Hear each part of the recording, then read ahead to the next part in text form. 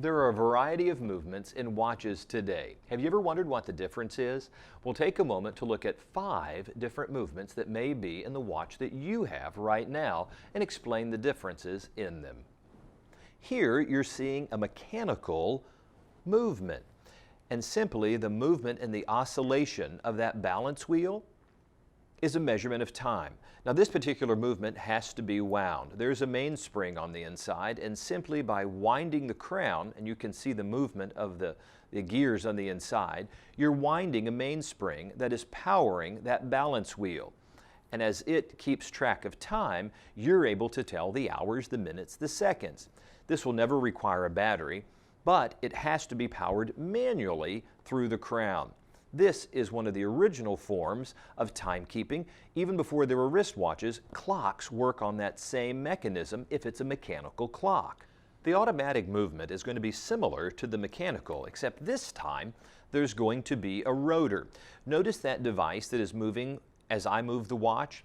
That rotor is able to rotate by the motion of your hand or wrist, and it's going to power that mainspring, just like you would if you were to wind it through the crown.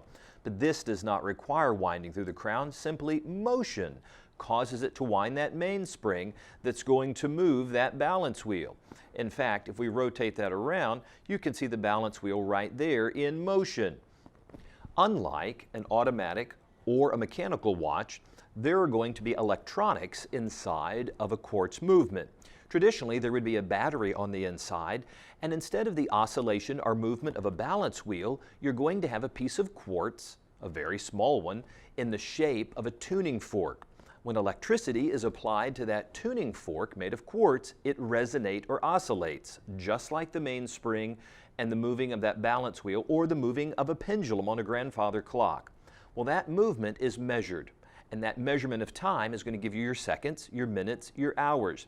Now this will have to have the battery replaced at some point. It does not require any sort of winding or any sort of maintenance other than the changing of that battery.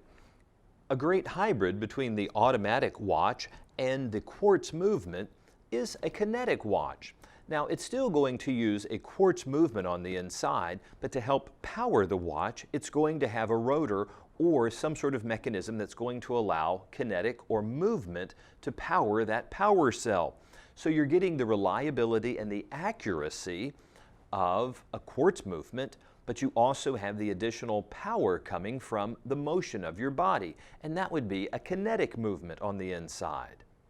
And the last of the modern movements that we'll look at happens to be a light-driven or solar-powered. Now with Citizen, it's the Echo Drive.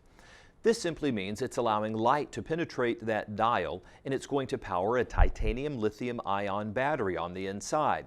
Usually the solar type of watches do not require any maintenance or ever to change the battery. The simple light coming from any light source will power a power source on the inside. This is a quartz movement that has the ability to be charged by light. It's incredibly accurate.